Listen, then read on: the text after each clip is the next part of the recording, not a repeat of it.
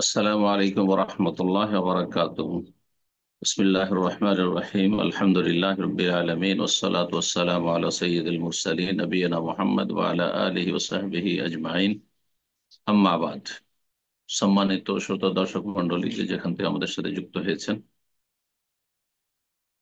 আল্লাহ রাব্বুল আলামিনের অশেষ প্রশংসা এবং রাসূলুল্লাহ সাল্লাল্লাহু আলাইহি সাল্লামের উপর সালাতু ওয়াস সালামের পর আজ রবিবার 22 রবিউল আউয়াল 1447 হিজরি মোতাবেক 14 সেপ্টেম্বর 2025 আমাদের ধারাবাহিক আলোচনা ফিকহুন নিকাহ বা বিবাহের মাসাইল পর্ব নম্বর 9।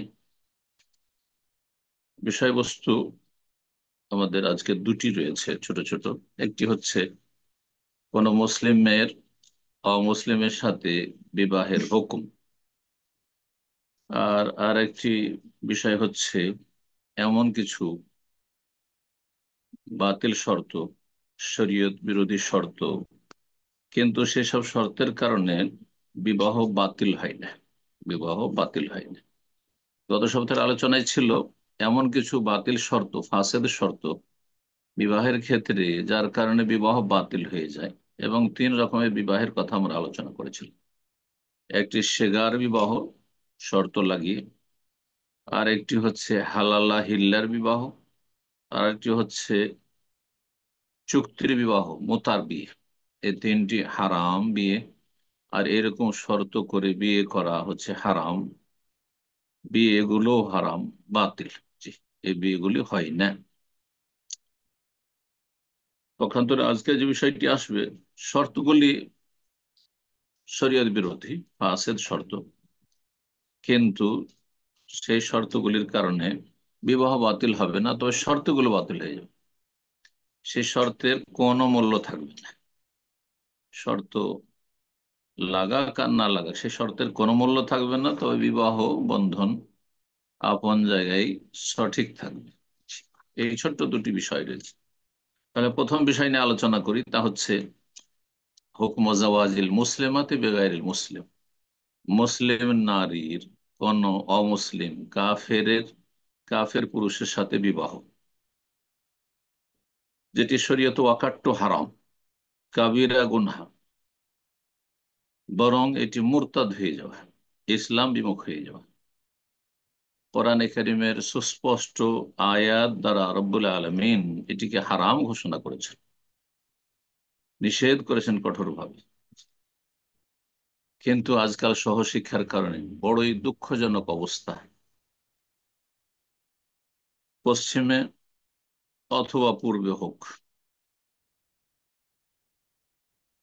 একসাথে ছেলেমেয়েরা কলেজ, ইউনিভার্সিটি, স্কুলে লেখাপড়ার কারণে এমন অশ্লীলতা ছড়িয়েছে যে ইসলাম ইমানের পরোয়া না করে কাফের সাথে মুসলিম মেয়েরা বিবাহ বসে যাচ্ছে।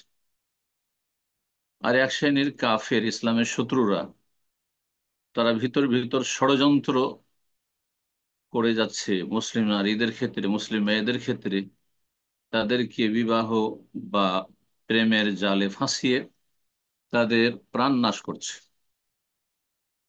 তাদের ইজ্জত হরণ করছে, তাদের ধন সম্পদ লুটপাট করছে, তাদের ওপর জুলম অত্যাচার করছে, তাদেরকে নিয়ে গিয়ে পতিতালয়ে বিক্রি করে দিচ্ছে। আল্লাহ হেফাজত করুন। আল্লাহুল মুস্তান। আল্লাহুম্মা কফিনা শাররাহুম। আল্লাহুম্মা কফিনা শাররাহুম। আল্লাহুম্মা হাদি দাল্লাল মুসলিমিন। পথভ্রষ্ট মুসলিমদেরকে আল্লাহ হেদায়েত করুন। জালেম কাফেরদের অনিষ্ট থেকে আল্লাহ রক্ষা কর মুসলিম সমাজকে, মুসলিম জাতিকে, মুসলিম মেয়েদেরকে, মুসলিম ছেলেদেরকে। তো কোন মুসলিম নারীর অমুসলিমের সাথে বিবাহ হারাম। সে যে কোনো ধর্ম অবলম্বী হোক, ইহুদি হোক, খ্রিস্টান হোক, সে পুরুষ, অথবা মুশরিক পৌত্তলিক হোক, যে কোনো ধর্ম অবলম্বী হোক, অথবা নাস্তিক হোক, এক কথায় কাফেরের সাথে, মুমিন ছাড়া, ইমানদার ছাড়া কাফেরের সাথে বিবাহ, কাফের পুরুষের সাথে মুসলিম নারীর বিবাহ হারাম। লেখক বলছেন ইয়াহরুম জাওয়াজুল মুসলিমাতি বিগাইরিল মুসলিম, মুসলিম নারীর বিবাহ হারাম অমুসলিমের সাথে। সাওয়াউন কানা মিন আহলি কিতাব, সেই অমুসলিম পুরুষ আহলি কিতাবদের অন্তর্ভুক্ত হোক, অর্থাৎ ইহুদি খ্রিস্টান হোক, অথবা অন্য কোনো ধর্ম অবলম্বী হোক। লিআন্নাহা আ'লা মিনহু বিতাওহীদিহা ওয়া ঈমানিহা ওয়া ইফফাতিহা। কেন জায়েজ নয়? কারণ একজন মুসলিম নারী তার তৌহিদের কারণে, আল্লাহর একত্বে বিশ্বাসী হওয়ার কারণে, একজন মুসলিম পুরুষ অথবা নারী সে মুয়াহিদ, তৌহিদ আল্লাহর একত্বে বিশ্বাসী, যেটি সবচেয়ে বড় ফরজ কাজ এবং যা মানুষকে সম্মানিত করে, যে এক আল্লাহ বিশ্বাসী, যিনি তার রব সৃষ্টিকর্তা, যিনি সৃষ্টি করেছেন, যিনি সমস্ত নিয়ামত দিয়েছেন, যিনি সব কিছু দান করে থাকেন, সবকিছু তার পক্ষ থেকে, ওমা বিকুম মিন নি'মাতিন ফামিন আল্লাহ, তারও ইবাদত করতে হবে।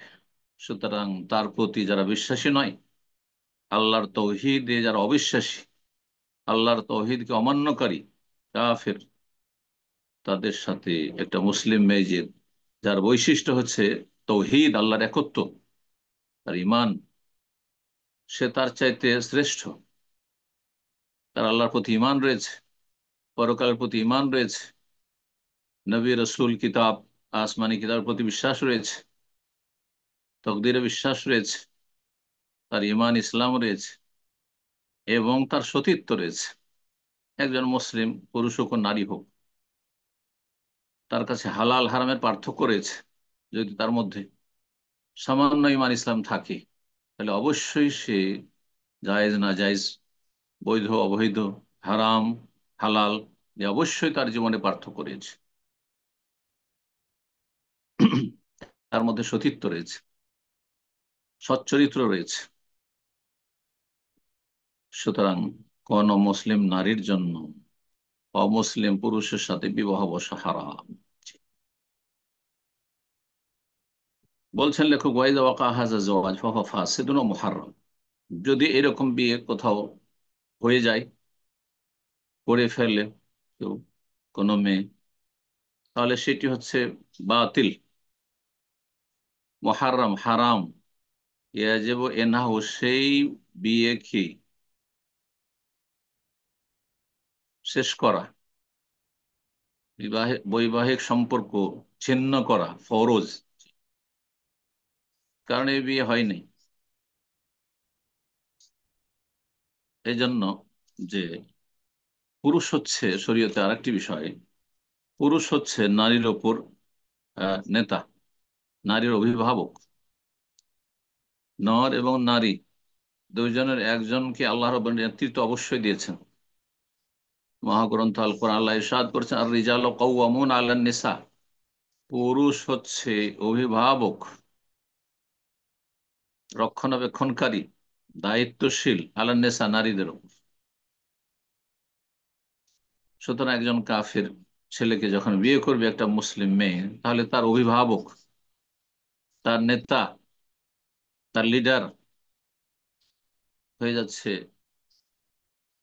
কাফের, যে তার চাইতে হ্যাঁ নিকৃষ্ট, আর সে একজন ইমান তৌহিদের কারণে সে শ্রেষ্ঠ। আর ইসলামের বিধান হচ্ছে ওয়ালাই ইয়াজআল আল্লাহু লিল কাফিরিনা আলাল মুমিনিনা সাবিলা, কোন কাফেরকে মুমিনের ওপর নেতৃত্বের, প্রভুত্বের, মালিকানার কোন সুযোগ আল্লাহ রাখেননি। কোরআনুল কারীম আল্লাহ ইরশাদ করেছেন। নবী সাল্লাল্লাহু আলাইহি ওয়াসাল্লাম একটি হাদিস, আলী ইসলাম ইয়ালু আলা ইউলা আলী, ইসলাম উপরে থাকবে, কারণ আল্লাহ প্রদত্ত দিন, আল্লাহ নাজিলকৃত বিধান, ওয়ালা ইউলা আলী, তার উপর কোন নেতৃত্ব, কোন বাতিল পথ মতে চলবে না।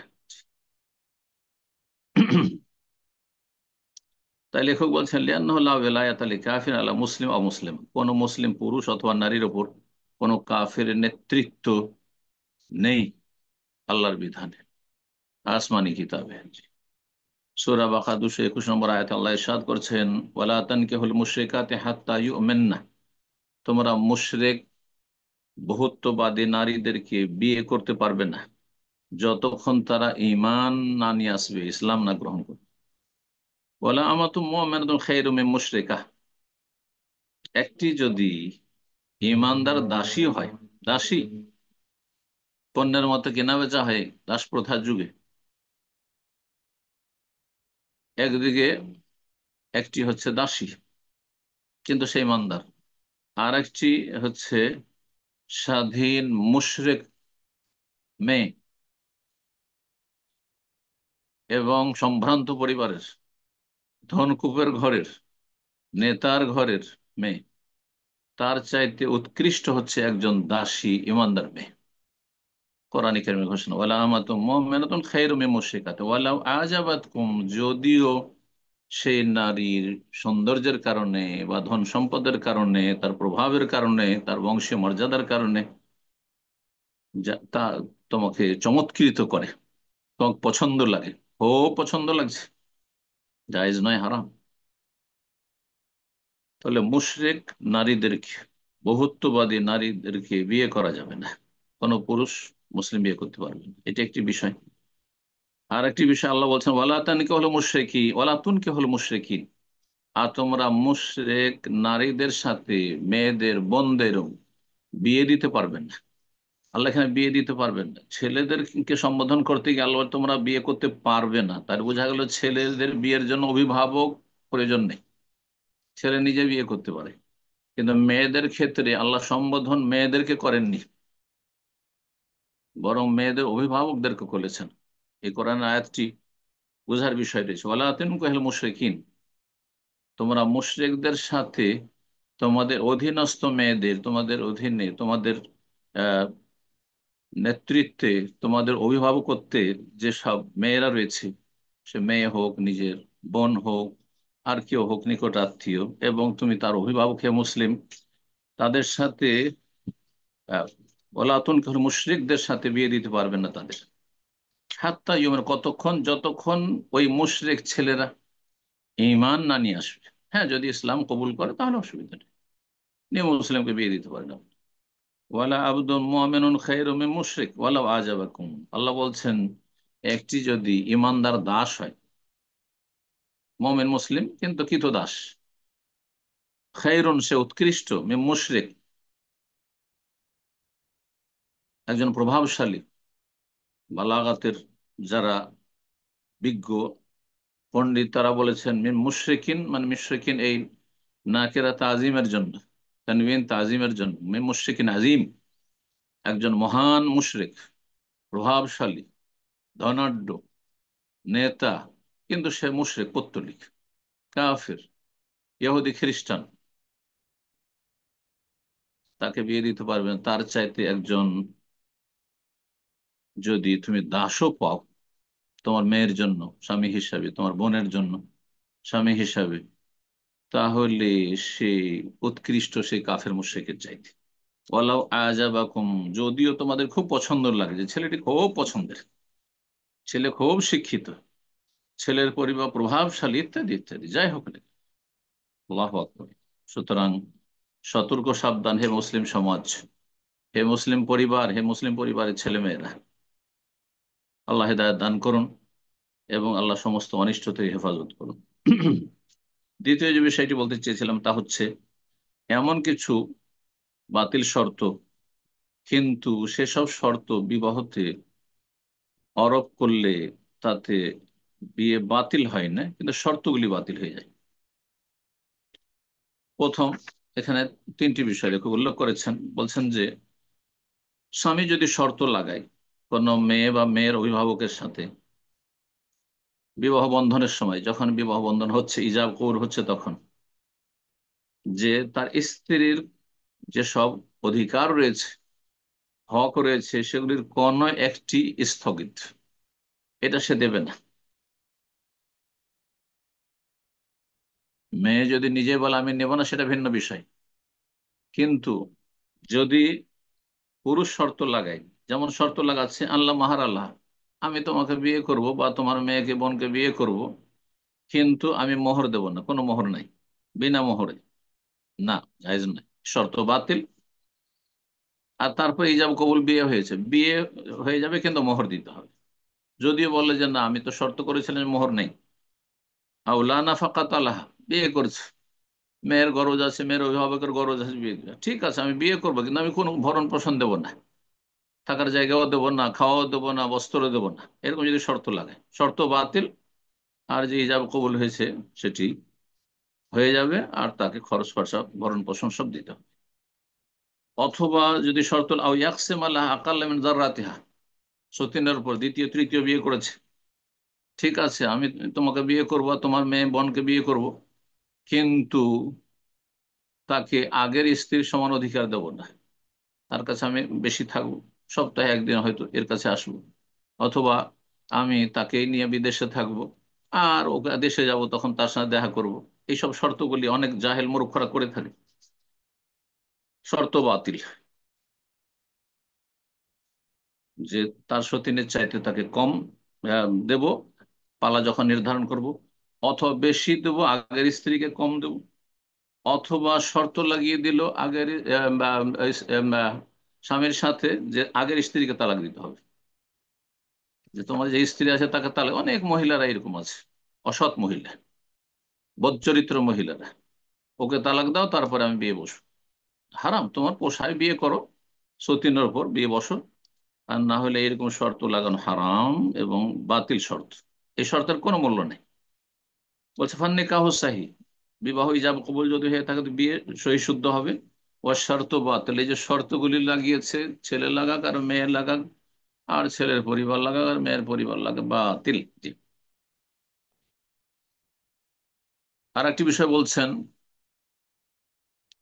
যদি স্বামী শর্ত লাগায় যে আমি মুসলিম মেয়ে বিয়ে করব, অনেকগুলি বিয়ে ঘটকের মাধ্যমে হয়ে থাকে, মুসলিম মেয়ে বিয়ে করব, আর বিয়ে হলো, আর তারপরে দেখছে না মুসলিম না, ও মেয়েটি হচ্ছে কিতাবিয়া, ইহুদি মেয়ে অথবা খ্রিস্টান মেয়ে।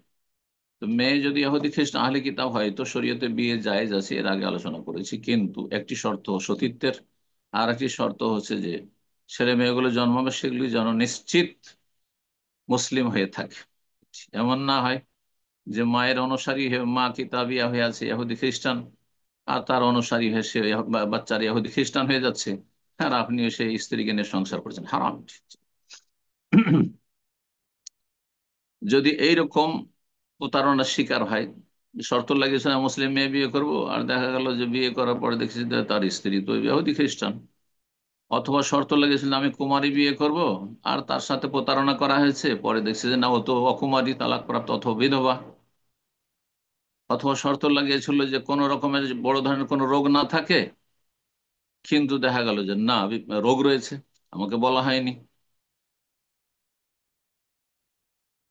যেমন সাধারণত যে বিয়ে করতে যায় সে যেন বড় ধরনের দোষমুক্ত থাকে, অন্ধ না হয়, মেয়েটি কানি না হয়, আহ বোবা না হয় ইত্যাদি, কিন্তু দেখা গেল যে মেয়েটা বোবা, মেয়েটি অন্ধ, মেয়েটির এক চোখে দেখেন না, হ্যাঁ, মেয়েটির একটা হাত নেই, হ্যাঁ, খুঁড়িয়ে হাঁটে, বিভিন্ন ধরনের আরেক দোষ হতে পারে।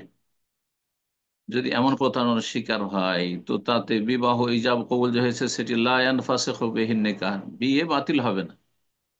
জি।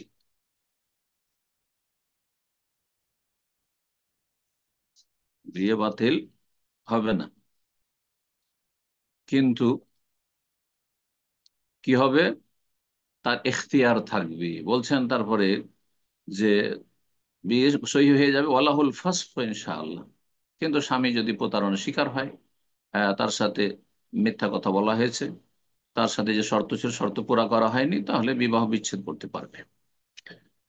তারপর আরেকটি মশলা বলছেন, যদি আজকাল এই দাস প্রথা নেই, বলছে ইজা তাজাওয়াজা ইমরাতান আলা আন্না হুররা, কোন মেয়েকে বিয়ে করলো এটা ভেবে বা জেনে যে সে মেয়েটি স্বাধীন, কিন্তু দেখা গেল যে না এ তো পরাধীন, এ তো দাসী, তাহলে তার এখতিয়ার থাকবে, সে রাখতেও পারে, সে দাসীকে নিয়ে সংসার করতে পারে বিয়ে করে।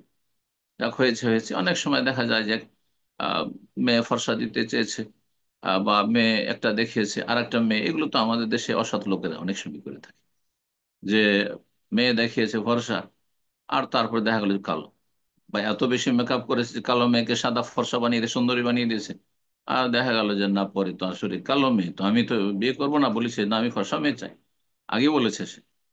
তো এমন যদি হয়, বিয়ে হয়ে যাবে কিন্তু তার এখতিয়ার থাকবে, স্বাধীনতা থাকবে বিবাহ বিচ্ছেদের, এরকম পুরুষের ক্ষেত্রেও। জি। বলছেন ওয়াইজা তাজাওয়াজাতিল মারআতু রাজুলান হুররান, এইরকমই কোন মহিলা যদি কোনো স্বাধীন পুরুষ ভেবে বিয়ে করে, তারপরে দেখা গেল যে সে হচ্ছে দাস। ঠিক আছে, আজকাল দাস প্রথা নেই, কিন্তু এরকম আরেকটি হতে পারে। আর এটা সাধারণত আমাদের সমাজে অনেকে এরকম ধোঁকাবাজি করে থাকে। সেটা হচ্ছে যে বলে যে সে ডাক্তার, সে হচ্ছে গ্রাজুয়েশন পাস, অমুক তমুক, সে শিক্ষিত, সে একটা চাকরি করে, কিন্তু দেখা গেল না, চাকরি বাকরি কিছু নেই, হ্যাঁ বেকার। এমন যদি হয়, ফালাহাল খেয়ারও, তাহলে সে মেয়েরও স্বাধীনতা থাকবে ফিল বাকাই আউল ফাসখি, হয় সেটা মেনে নিবে, যে দোষ ত্রুটি বা কথার গরমিল পেয়েছে সেটাকে মেনে নিবে, যে ঠিক আছে যখন বিয়ে হয়ে গেছে সেটাকে আমি রাখলাম, আউল ফাসখু, অথবা বিবাহ বিচ্ছেদ করাতে পারবে। এখানে আজকের আলোচনা শেষ করছি। জাযাকুমুল্লাহ খাইরান। আল্লাহ রাব্বুল আলামিন আপনাদের আমাদের সকলের ভালো করুন, এবং সমস্ত অনিষ্ট বালা মুসিবত থেকে আল্লাহ হেফাজত করুন, জালেমের জুলুম থেকে আল্লাহ মুসলিম জাতি, সমাজ, পরিবারকে রক্ষা করুন। আল্লাহ রাব্বুল আলামিন আমাদের ভালো কাজের তৌফিক দান করেন, মন্দ কথা কাজ থেকে বেঁচে থাকার তৌফিক দান করেন। সুবহান রাব্বিকা রাব্বিল ইজ্জাতি আম্মা ইয়াসিফুন ওয়া সালামু আলাল মুরসালিন ওয়া আলহামদুলিল্লাহি রাব্বিল আলামিন। মেতে তিনি ভাই ও বোনেরা, এখানে আমাদের প্রশ্নোত্তর পর্ব শুরু হতে যাচ্ছে। এর পূর্বে অ্যাজ ইউজুয়াল স্মরণ করে দিচ্ছি প্রশ্ন করার দুইটি নিয়ম নীতি। প্রথমত, প্রশ্ন করার ক্ষেত্রে অবশ্যই একটা করে প্রশ্ন করতে হবে, একের অধিক প্রশ্ন করার সুযোগ নেই। আর প্রশ্ন আমরা সংক্ষিপ্ত আকারে মূল বিষয়বস্তু উপস্থাপনা করার চেষ্টা করব। এবং প্রশ্ন করার পূর্বে আমরা সালাম বিনিময়ের পরে পরেই যে শহর বা দেশ থেকে প্রশ্ন করা হচ্ছে আমরা প্রেক্ষাপট বোঝার উদ্দেশ্যে মেনশন করার চেষ্টা করব ইনশাআল্লাহ। আমরা সময় না নিয়ে শুরুতেই প্রশ্ন নিব। প্রশ্ন করবেন সাইম। আপনি প্রশ্ন করুন। আসসালামু আলাইকুম শাইখ, বাংলাদেশ থেকে বলছিলাম। ওয়ালাইকুম আসসালাম ওয়া রাহমাতুল্লাহি ওয়া বারাকাতুহু। বলেন। শাইখ, আমার বাবা মারা যাওয়ার 6 বছর পরে আমার আম্মু বিয়ে করেছিল এবং সেখানে তালাকপ্রাপ্ত হয়ে বর্তমানে আমাদের সাথে আছে। এক্ষেত্রে আমার আব্বুর সম্পদের কি আমার আম্মু ভাগীদার? জি জি, মারা যাওয়ার সাথে ভাগিদার হয়ে গেছে। যতই বিয়ে করি না, বিয়ের সাথে, বিয়ে করা না করার সাথে ধন সম্পদের ভাগের সম্পর্ক নেই। ধন সম্পদের, পরিত্যক্ত ধন সম্পদের ভাগের সম্পর্ক হচ্ছে এন্তেকালের সাথে। হ্যাঁ, মাইয়েতের, হ্যাঁ, ধন সম্পদ যখনই মারা গেছে তখনই ভাগ বন্টন করা ফরজ হয়ে গেছে, কিন্তু আমাদের দেশের লোকেরা বিলম্ব করে, ভাগযোগ আগে করে না, আর পরে তখন বিয়ে করে ও অন্য সংসারে চলে গেছে, এখন যদি দিয়ে দিই মাকে তাহলে তো অন্য সংসারে ওর আগের স্বামীর কাছে বা অন্য ভাই ওটা পেয়ে যাবে, না না ওদেরকে দেবো না, না এটা হারাম। আপনার বাবার যখন ইন্তেকাল হয়েছে তখনই ভাগ বন্টন করা ফরজ ছিল, তখন ভাগ নিয়ে ইদ্যত পার করে গিয়ে বিয়ে বসতে পারে। 4 মাস 10 দিন ইদ্যত, এই 4 মাস 10 দিন বিয়ে করতে পারবেন না। জি, বারাকাল্লাহ ফিক। আমি প্রশ্ন করবেন উম্মে হালিমা। জি, আপনি প্রশ্ন করুন। আসসালামু আলাইকুম রহমতুল্লাহ। ওয়ালাইকুম আসসালাম রহমতুল্লাহ বরকাত। জি জি, আমেরিকা থেকে বলছি। সম্মানিত শেখ, আমার প্রশ্ন আজকে বুখারীর একটা হাদিস, যেখানে বলা হয়েছে যে একটি আয়াত যদি জানো সেটাকে প্রচার করো। তো এই ক্ষেত্রে জি, আমি ভালো হয়, জি হ্যাঁ। হুম। এই প্রশ্নটা হচ্ছে যে আমরা যারা নতুন করে সহিদিন শিখছি, হয়তো আমাদের মানে বয়স 30 40 50 হয়ে গেছে, এই বয়সে এসে আমরা যেটা শিখতেছি আলহামদুলিল্লাহ। তো আমরা কি যতটুকু শিখতেছি ততটুকু আমাদের ছোট ভাই বোন বা নিকটাত্মীয় বাবা মা ভাই বোন বন্ধু বান্ধবদের শেখাতে পারি কিনা? এবং সেই ক্ষেত্রে আমার কাছে, বা আমরা মাঝে মাঝে এটা চিন্তা করি যে আমরা যেটা এত পরে এসে শিখলাম, অবশ্যই আমরা চাইবো না আমাদের বাচ্চারা এটা আমাদের মতো দেরি করে শিখুক। তো আমরা যখন তাদেরকে উৎসাহ দেওয়ার মতো করে যে তোমরা তোমাদের বয়সী বাচ্চাদেরকে শেখাতে পারো, তো সেই হিসেবে আমরা যেটা করি মাঝে মাঝে, যে হয়তো সপ্তাহে একদিন আমরা বসি অনলাইনে কোনো কারো বাসায় বা এরকম কিছু না। তো প্রশ্ন হচ্ছে যে আমরা যেহেতু কোনো মাদ্রাসা থেকে প্রাতিষ্ঠানিক শিক্ষা নেই নাই, কিন্তু হয়তো আপনার লেকচার থেকে বা অন্যান্য যারা সহি আকিদার বক্তারা আছেন তাদের ভিডিও থেকে আমরা শিখে আমরা কি এইভাবে অন্যদেরকে শেখাতে পারবো কিনা, এবং এই ক্ষেত্রে বয়সের কোনো নির্দিষ্ট সময়সীমা আছে কিনা, যেমন বাচ্চাদেরকে আমরা উৎসাহ দিচ্ছি। আবার এটাও মাঝে মাঝে ভাবি যে অনেক সাহাবীদের বয়সও তো ছিল অনেক সময় 10-11 বছর, এরকম আমি শুনছি আর কি। তো এই ক্ষেত্রে আমরা এই হাদিসের ব্যাখ্যাটা আসলে কিভাবে করব? বিসমিল্লাহির রহমানির রহিম, আলহামদুলিল্লাহ, ওয়াসসালাতু ওয়াসসালামু আলা রাসূলিল্লাহ। প্রশ্ন খুব গুরুত্বপূর্ণ। এই হাদিসটিকে অনেকে ঠিক জায়গায় না প্রয়োগ করে, হ্যাঁ, নিজের মতো করে ব্যাখ্যা করে আর আর ওইভাবে তখন আমল করে থাকে। এই জন্য প্রাথমিক কিছু সামান্য শিখেই তখন যা কিছু শিখে, সামান্য কিছু শিখে সেটাই ব্যাপক হারে প্রচার করা শুরু করে আর সূক্ষ্ম বিষয়গুলিতে প্রবেশ করে আর নিজেরা বিভ্রান্ত হয়, কারণ এলেম তো আর বেশি নাই, আর অন্যদেরকে বিভ্রান্ত করে। এটাও ভুল পন্থা। আর আরেকটি হচ্ছে যে আমরা একেবারে সাধারণ মানুষ কিছু জানি, দিন সম্পর্কে শিখেছি, সেই বিষয়গুলি সম্পর্কে নিশ্চিত, তারপরও না, আমরা পৌঁছাবো না, কারণ আমরা মাদ্রাসায় পড়িনি। অথবা বাধা দেওয়া হয়, তোমরা কোন মাদ্রাসায় পড়েছো, তোমাদের দিনের শিক্ষা কি আছে, তোমরা দিন সম্পর্কে গভীর জ্ঞান রাখো না, কেন বলবে? না, এটাও ভুল। আহ, এই দুটো হচ্ছে প্রান্তিকতা। তাহলে মধ্যম পন্থা কি? সমস্ত ক্ষেত্রে কিন্তু দিন মধ্যম পন্থা। দিন হচ্ছে দিন ওয়াসাত, ওয়াকাযালিকা জাআলনাকুম উম্মাতান ওয়াসাতা। যদি ওয়াসাতা মানে মধ্যম পন্থা হয়, আর ওয়াসাত মানে খেয়ারান মানে উৎকৃষ্ট উত্তম হয়। জি, দুটো তফসির করা হয়েছে আয়াতে। কিন্তু এই দিনে ইসলাম হচ্ছে মধ্যম মধ্যম পন্থা, এবং মুসলিমরা হচ্ছে মধ্যমপন্থী। বাড়াবাড়ি ছাড়াছাড়ির মাঝখানে রয়েছে হেদায়েত। আর বাড়াবাড়ি ছাড়ি দুটোই হচ্ছে ভ্রষ্টতা, গুমরাহি। তো এরকমই মুসলিমদের মধ্যে যারা কোরআন ও সুন্নাহ নির্ভেজাল অনুসারী, তারা হচ্ছে মধ্যমপন্থী। আহলুস সুন্নাত ওয়াল জামাত, আহলুল হাদিস, সালাফি, এরা হচ্ছে মধ্যমপন্থী। পক্ষান্তরে বেদাতীদের একদল বাড়াবাড়িতে আছে আর একদল ছাড়াছাড়িতে রয়েছে। তো সমস্ত বিভ্রান্তি থেকে আর প্রান্তিকতা থেকে আল্লাহ হেফাজত করেন। তাহলে বাল্লিগু আন্নি ওয়ালাউ আয়া, আমার পক্ষ থেকে পৌঁছিয়ে দাও যদিও একটি আয়াত হোক না কেন। তো আমার পক্ষ থেকে পৌঁছে, তাহলে নিশ্চিত হইতে হবে, প্রথম কথা। এই হাদিসের উদ্দেশ্য হচ্ছে নিশ্চিত হইতে হবে যে এটি আসলে কি রাসূলুল্লাহর পক্ষ থেকেই, আমি যে কথাটি বলছি নিশ্চিত হইতে হবে। তো নিশ্চিত হওয়ার জন্য কিছু মৌলিক বিষয় রয়েছে, যারা আপনারা প্রাথমিক স্তরে দিন চর্চা করছেন, দিন শিখছেন, আর নিশ্চিত জানছেন বিষয়গুলি, যেমন দিনের মৌলিক বিষয়গুলি, আরকান ঈমান, আরকান ইসলাম, এহসান, আর তারপরে তৌহিদ, তৌহিদ কত প্রকার, তারপরে আপনার শিরক, শিরক কত প্রকার, কুফরি, কুফরি কত প্রকার, আর তারপরে মোনাফিকি, মোনাফিকি কত প্রকার, আর তারপরে আপনার ধরেন বেদাত, বেদাতে কোনো ভাগ আছে। তো যতটা আপনি নিশ্চিত ভাবে জানছেন এই কথাগুলি পৌঁছাবেন, এই কথাগুলি আশেপাশে পৌঁছাবেন আপনি যতটা পৌঁছাতে পারবেন, যেখানে আছেন আপনি। কিন্তু যেসব মাসলাগুলি হচ্ছে জুজিয়াত, ফরু বা শাখা প্রশাখার বিষয়, আকিদার বিষয়, খুব সূক্ষ্ম বিষয়, হয় আকিদার বিষয় কিন্তু সূক্ষ্ম বিষয়, জটিল বিষয়, আর শুধু শুনে শুনে তার চারিদিক থেকে আমি দলিলগুলি কালেকশন করার ক্ষমতাও রাখি না, এরকম ফিকহি মাসলা মাসায়েল যেখানে বড় বড় আইম্মায়ে কেরাম ইখতিলাফ করেছেন, সেই ক্ষেত্রে সাধারণ স্তরের মানুষ বা সাধারণ মাদ্রাসা পড়ুয়া চেয়ারে বসে গেল, আর দার্স নিয়ে বসে গেল কিছু, লোকদেরকে নিয়ে বসে গেল কিছু, মেয়েদেরকে, মহিলাদেরকে নিয়ে দিনী বোন বসে গেল, আর দর্স দেওয়া শুরু করে অনলাইনে, আর ক্লাস নেওয়া শুরু করলো। এখানে কিন্তু এই ফতোয়া দিতে গিয়ে আর আকীদার সূক্ষ্ম বিষয়গুলি, খুঁটিনাটি বিষয়গুলিতে প্রবেশ করতে গিয়ে নিজেরা বিভ্রান্ত, অন্যদের বিভ্রান্ত করে। এটা কঠিন বিষয় কিন্তু। তো যার ফলে আমি যেটা বলবো সেটা হচ্ছে, যেগুলো সুস্পষ্ট বিষয়, যেমন আমি কিছু উদাহরণ দিলাম, ইসলামের মৌলিক বিষয়গুলি, এগুলি আপনাদের জানা আছে, আর এগুলি সম্পর্কে কোনো সন্দেহ নাই আপনার, ইয়াকিন আছে, ইলমুল ইয়াকিন, তাহলে সেগুলি প্রচার করুন আপনি।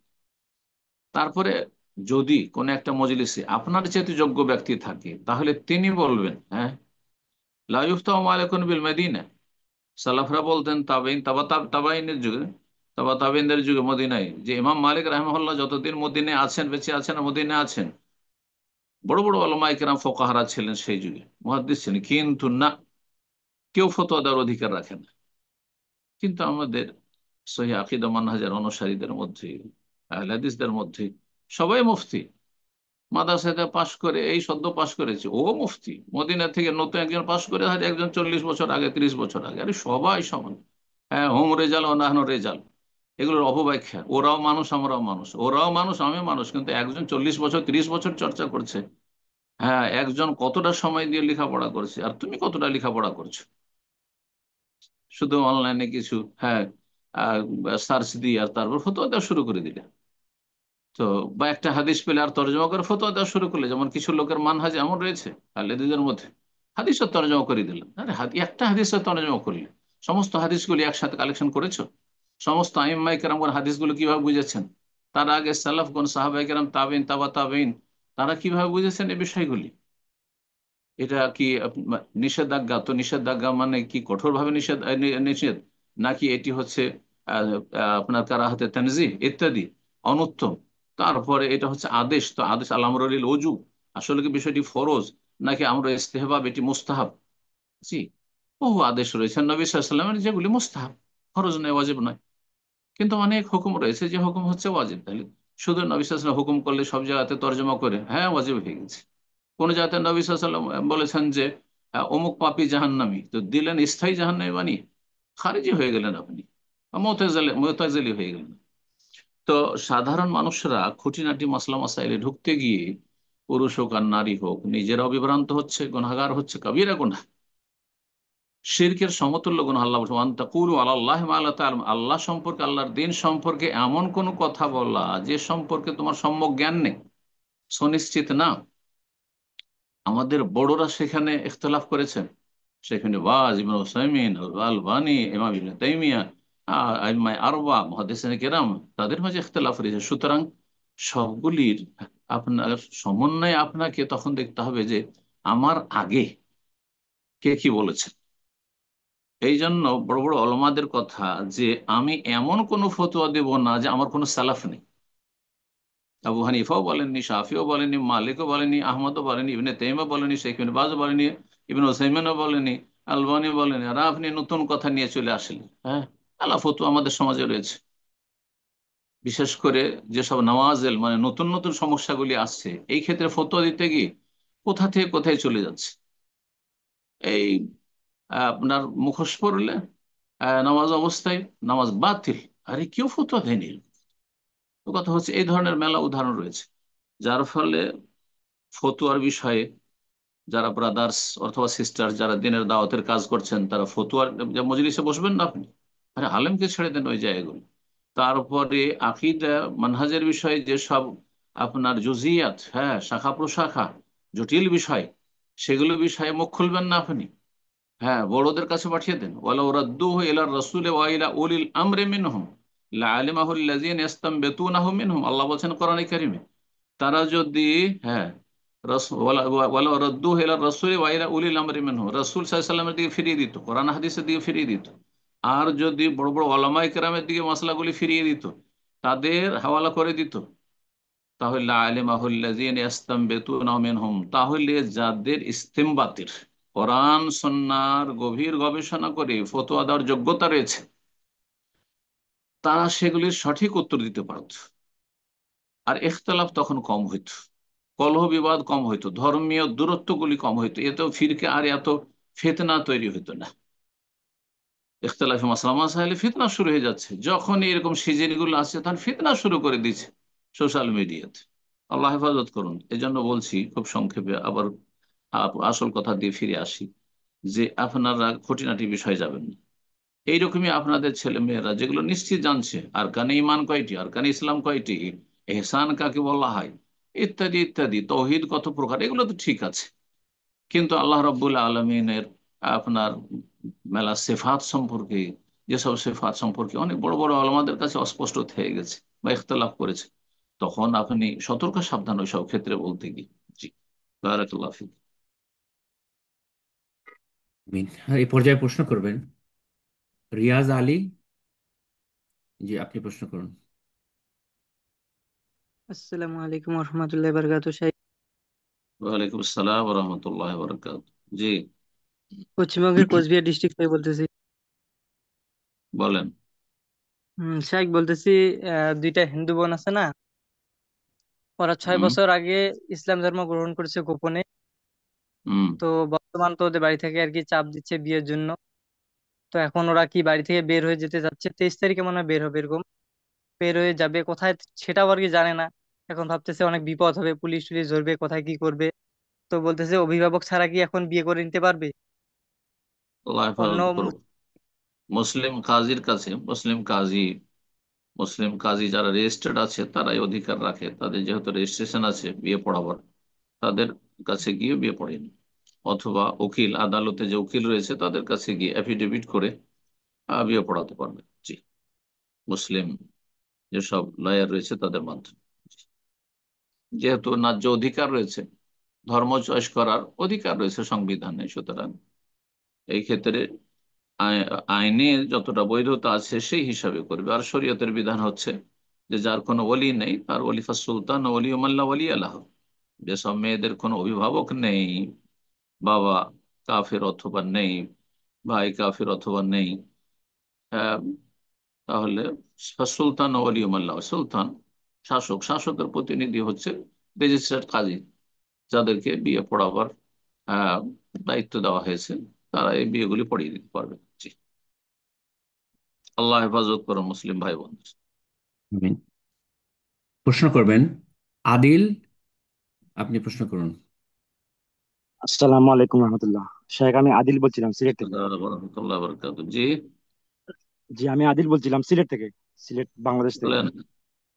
বলেন। শেখ, যদি কোনো ব্যক্তির মধ্যে ইমান ভঙ্গের কারণগুলা অনেক দিন থাকে, ধরেন 5-6 বছর থাকে, এবং সে ব্যক্তি পাশাপাশি নামাজও পড়ে না, 2 ঈদের নামাজেও যায় না, জুম্মাতেও যায় না, এবং সে যদি আপনার এক সময় সে বুঝলো যে তার নামাজ পড়া উচিত, মানে এই দিনের বিষয়গুলো পালন করা উচিত, সে তওবা করে ফিরে আসলে তার কি ইমান কি ফিরে আসে তওবা করে ফিরে আসলে? হম। মানে এমন ব্যক্তি যে কোনো কিছুই করতো না, কোনো সালাত পড়তো না, অথবা অবিশ্বাসী ছিল, নাস্তিক ছিল, যদি ফিরে আসে তো তাহলে তার কি তওবা কবুল হবে? মানে সুযোগ আছে, এটাই জিজ্ঞাসা।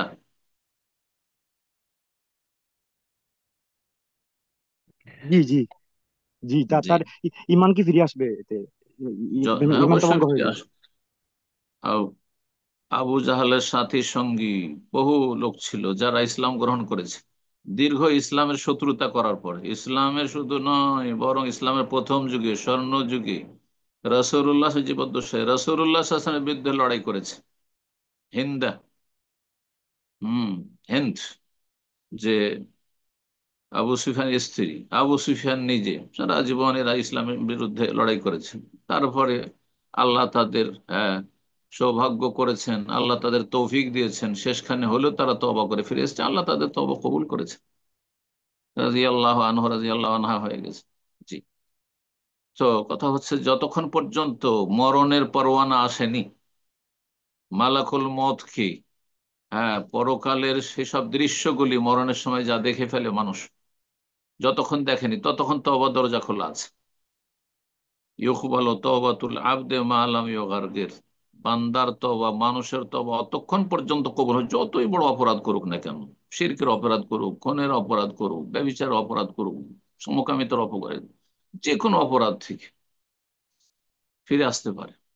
নাস্তিক হোক, আর মুশরিক হোক, আর বেদিন বেনামাজি হোক, যাই হোক না কেন, তওবার রাস্তা সবার সামনে খোলা যতক্ষণ মালাম ইয়োগার্গের আত্মা তার কণ্ঠনালী পর্যন্ত আসেনি, অর্থাৎ মৃত্যুর মুহূর্ত ঘনিয়ে আসেনি, পরকালের দৃশ্যগুলি এখনো দেখেনি, হুঁশ আছে এবং সজ্ঞানে আছে, আর যদি তওবা করে, এখন আমি তওবা করছি খালেস অন্তর থেকে, আর লা ইলাহা ইল্লাল্লাহ পড়ছি, শুধু মন্ত্র লা ইলাহা ইল্লাল্লাহ নয়, অন্তর খালেস অন্তর থেকে তওবা করে আমি লা ইলাহা ইল্লাল্লাহ পড়ছি, তো ইন্নাল্লাহা ইয়াগফিরুয যুনুবা জামিআ। আল্লাহ বলেন, কুল ইয়া ইবাদিয়াল্লাযীনা আসরাফু আলা আনফুসিহিম, হে নবী তুমি আমার বান্দাদেরকে বলে দাও যে আল্লাহ বলছেন, হে আমার বান্দারা, ইয়া ইবাদিয়াল্লাযীনা, আল্লাহর বাণী এটি, আসরাফু আলা আনফুসিহিম, যারা সীমা লঙ্ঘন করেছো, সীমা লঙ্ঘন যে কোনো সীমা লঙ্ঘন করেছো, অন্যায় করেছো, লা তাকনাতু মির রাহমাতিল্লাহ, আল্লাহর রহমত থেকে তোমার নিরাশ হইও না, হতাশ হইও না।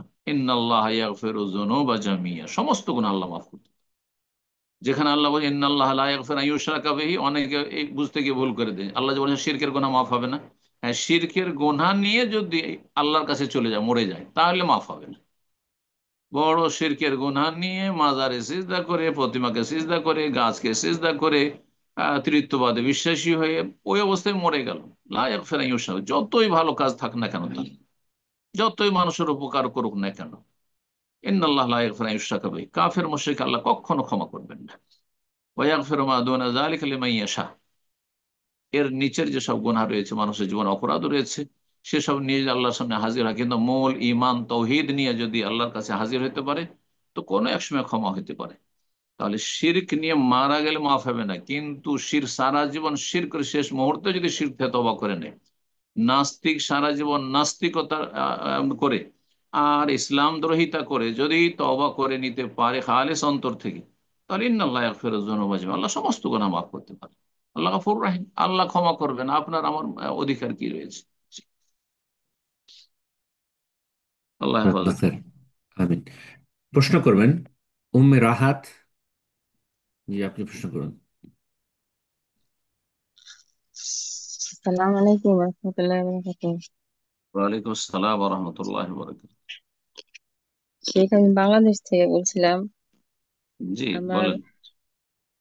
আমার প্রশ্ন হলো কি যে আমার মেয়ের বিয়ে দিছি, জামাই হোমিওপ্যাথি ওষুধ বেচে।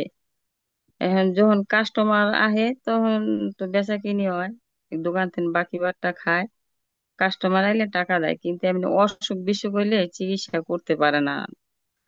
কিন্তু এখন কি আমার জায়গার থেকে কি যে আমার মেয়ের কোনো চিকিৎসা করাইতে পারুম কিনা, যে টাকার মেয়েকে, জায়গাটা আইছে? আপনার আপনার যাকাত, হ্যাঁ, হ্যাঁ। আপনি মেয়েকে সরাসরি না, না, যাকাত দিতে, না, না, আমার ছেলের টাকা আর কি, আমার না। আপনার ছেলের টাকা, হ্যাঁ, হ্যাঁ, ছেলের টাকা। মানে আপনার ছেলের টাকার উপর যাকাত বেরিয়েছে, হ্যাঁ, হ্যাঁ, হ্যাঁ। অর্থাৎ বোনকে হ্যাঁ, যাকাত দিতে পারবে কিনা, এটাই তো? হ্যাঁ, হ্যাঁ। বোন যদি বিবাহিতা হয় তো জাকাত দিতে পারবে। বোন তার, হ্যাঁ, তার উপর দায়িত্ব নেই ভরণ পোষণের, অবিবাহিতা নয়। আর সে বিবাহিতা, সুতরাং তার ভরণ পোষণের দায়িত্ব তার স্বামীর হয়েছে, আর তার স্বামী অভাবী, সুতরাং বোনকে জাকাত দিতে পারবে। এইরকমই যারা সাবালক, বড় হয়ে গেছে, সংসার হয়ে গেছে, সব ভাইয়ের ভাইকে ভাই জাকাত দিতে পারবে, যদি অভাবী হয়। এই 8 শ্রেণীর কোন একটিতে পড়ে। ফোকারা, মাসাকিন, অভাবী, যেসব প্রয়োজনগুলি রয়েছে সেসব প্রয়োজন নিজে পূরণ করতে পারছে না, অভাবীকে সচ্ছল করার, বেশি সুখী করার জন্য জাকাত দেওয়া যাবে না, কিন্তু অভাব দূর করার জন্য জাকাত দেওয়া যাবে, শিক্ষা, চিকিৎসা ইত্যাদি সব।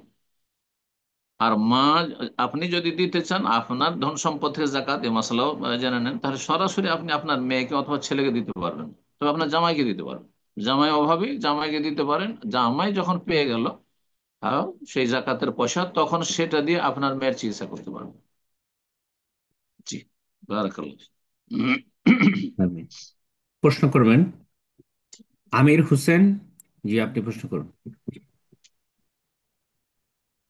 আসসালামু আলাইকুম রহমতুল্লাহি ওয়া বারাকাতুহু। ওয়ালাইকুম আসসালাম রহমতুল্লাহ বরকাত। জি। শেখ, আমি কলকাতা থেকে বলছি। আমার প্রশ্ন হলো শেখ, এই কদিন হানাফি আলেম, অনেক কটা আলেমরা বলছে যে মদিনা বিশ্ববিদ্যালয়, কিং আব্দুল আজিজ বিশ্ববিদ্যালয়, ওখানে নাকি নির্দিষ্ট, মানে যেরকম হানাফি মাসলাক এখানে পড়ানো হয়, তো ফিকাটা নাকি হানাফি ফিকা পড়ানো হয়।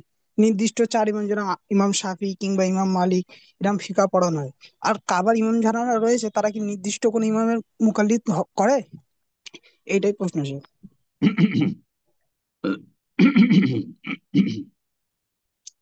প্রশ্ন হচ্ছে যে মদিনা ইউনিভার্সিটি অথবা সৌদি আরবের যেসব ইউনিভার্সিটির ছেলেরা ইসলাম সম্পর্কে উচ্চ শিক্ষার জন্য আসে, তাদেরকে বিশেষ মজহাব পড়ানো হয়।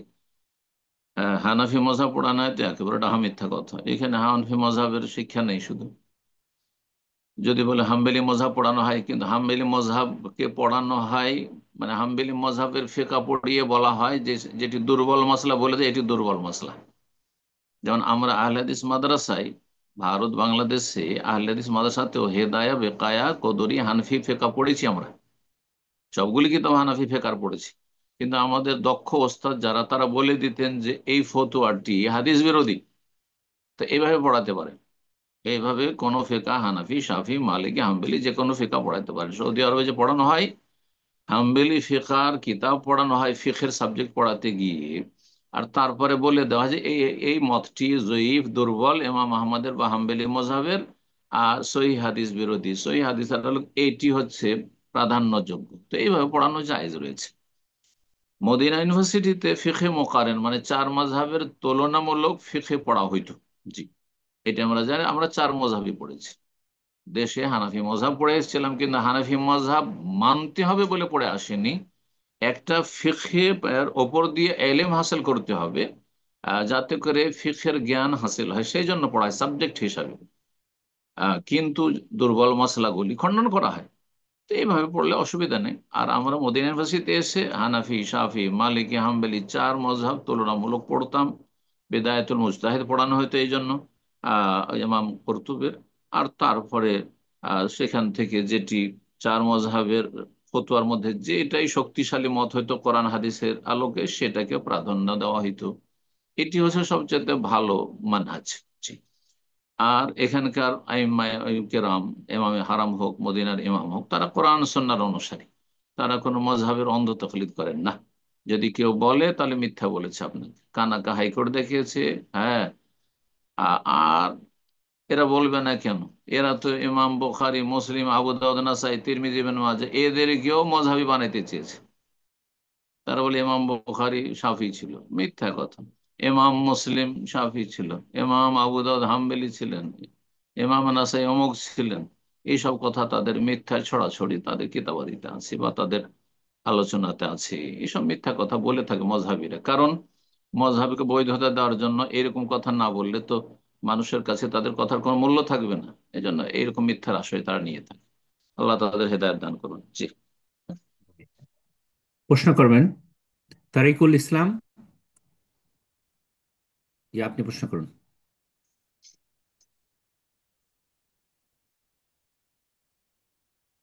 জি, আপনার ফোন আনমিউট হয়েছে, প্রশ্ন করুন।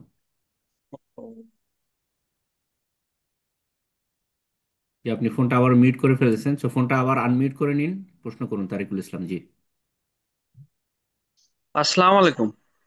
ওয়ালাইকুম আসসালাম ওয়া রাহমাতুল্লাহি ওয়া বারাকাতুহু। জি। আহ, কেমন আছেন শাইখ সাহেব? জি, আলহামদুলিল্লাহ। বলেন, প্রশ্ন কোথা থেকে বলছেন? আমি বাংলাদেশ চুয়াডাঙ্গা জেলা থেকে বলছিলাম। প্রশ্ন বলেন।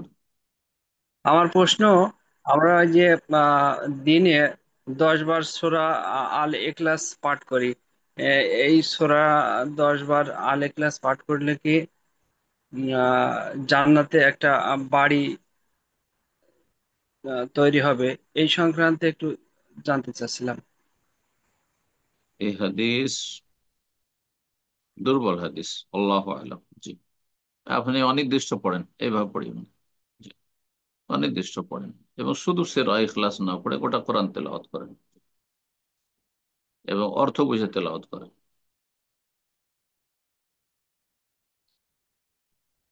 প্রশ্ন করবেন শাহনওয়াজ শেখ।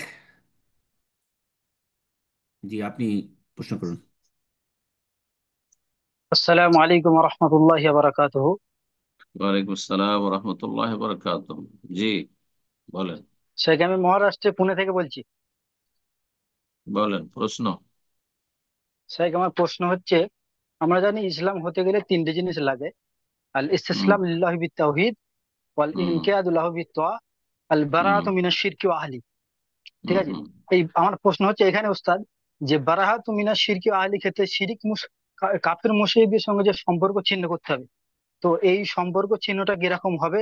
তাদের সঙ্গে লেনদেনের ব্যাপারে, তাদের সঙ্গে ব্যবসা বাণিজ্যের ব্যাপারে, তাদের সঙ্গে কিরকম আচার ব্যবহার করবো আমরা, এই জিনিসটা দয়া করে জানাবেন ইনশাল্লাহ। জাযাকুমুল্লাহ খাইর। সহজ উত্তর হচ্ছে আল বারাআতু মিনাশ শিরকি ওয়া আহলিহি। শিরক এবং শিরককারীদের বা বাতিলপন্থীদের, ভ্রান্ত পথ মতের অনুসারীদের সাথে সম্পর্ক ছিন্ন করতে হবে। অন্তরের ভালোবাসার সম্পর্ক ছিন্ন করতে হবে। পার্থিব সম্পর্ক ছিন্ন করার কথা বলা হয়নি। এর দলিল নবী সাল্লাল্লাহু আলাইহি সাল্লামের পুরো জীবনী সিরাত। নবী সাল্লাল্লাহু আলাইহি সাল্লাম ইহুদিরা এত কট্টর শত্রু ছিল, নবী সাল্লাল্লাহু আলাইহি সাল্লামকে মারার জন্য কয়েকবার করে চেষ্টা করেছে মদিনায়, বিভিন্ন ভাবে পাথর ফেলে, পাথর নিক্ষেপ করে, আর তারপরে বিষ খাওয়িয়ে, আরো কত রকম করে, আর বিভিন্ন দিক থেকে ক্ষতি করার চেষ্টা করেছে, ষড়যন্ত্র করতেই থেকেছে। খাইবারে তাদেরকে বিতাড়িত করার পরে তারপরেও সেখান থেকে তারা ষড়যন্ত্র করতে থেকেছে। তারপরেও নবী সাল্লাল্লাহু আলাইহি ওয়াসাল্লাম ইহুদিদের সাথে ব্যবসা বাণিজ্য লেনদেন সবই কিছু করেছেন। জি। তো সুতরাং অমুসলিমদের সাথে দুনিয়ার সমস্ত আদান প্রদান করতে পারবেন, কিন্তু ধর্মীয় ক্ষেত্রে, দিনের ক্ষেত্রে আপনার সম্পর্ক ছিন্ন করতে হবে। অর্থাৎ আপনি তাদের ধর্মীয় অনুষ্ঠানে যেতে পারবেন না। আপনি চার্চেও যাবেন, আপনি মন্দিরেও যাবেন, আর মসজিদও যাবেন, এই ইসলাম আল্লাহর কাছে গ্রহণযোগ্য না। যে এক শ্রেণীর মুসলিম নেতারা এগুলো করে বেড়ায়, এটা তাদের পেটের জন্য আর গদির জন্য। হ্যাঁ, এদের ইসলাম থাকে না। জি। হ্যাঁ, এটা হারাম। এটা হচ্ছে আসলে তাদের থেকে সম্পর্ক ছিন্ন করা, মানে লাকুম দীনুকুম ওয়ালিয়া দিন। ওদের ধর্ম ওরা করবে স্বাধীনভাবে, আমাদের ধর্ম আমরা করব। আমাদের দিন হচ্ছে দিনের সম্পর্ক রবের সাথে, রাসূলের সাথে, কোরআনের সাথে, মসজিদের সাথে। আমাদের দিনের সম্পর্ক চার্চের সাথে নেই। সুতরাং এটা নয় যে তোমরা আমাদের মসজিদে আসো, আমরা তোমাদের ওখানে যাব। না না, এটা তো মক্কার কাফেররা চেয়েছিল। আল্লাহ ঘোষণা করে সূরা কাফিরুন, বারাআতের কথা, সম্পর্ক ছেদের কথা সূরা কাফিরুনে আল্লাহ স্পষ্ট ঘোষণা করে, লা আবুদু মা তা'বুদুন, তোমরা যার উপাসনা করো, পূজা করো, সেগুলি পূজা আমরা করব না। যে ধর্ম মানুষ সেই ধর্ম আমরা মানব না। কিন্তু দুনিয়ার ক্ষেত্রে নবী সাল্লাল্লাহু আলাইহি ওয়াসাল্লাম তাদের সাথে আদান প্রদান করেছেন, কোনো অসুবিধা নেই। পার্থিব সম্পর্ক রাখবেন, বরং প্রতিবেশী অমুসলিম থাকলেও তাদের হক রয়েছে। জি। দেশের অমুসলিম নাগরিকরা রয়েছে, তারা সংখ্যা লঘু হোক আর সংখ্যা গরিষ্ঠ হোক, হ্যাঁ, তাদের অধিকার রয়েছে এবং তাদের, হ্যাঁ, সুরক্ষার দায়িত্ব রয়েছে। হ্যাঁ, তাদের ক্ষতি করা হারাম, তাদের সাথে খেয়ানত করা হারাম, বেইমানি করা হারাম, জুলম করা হারাম।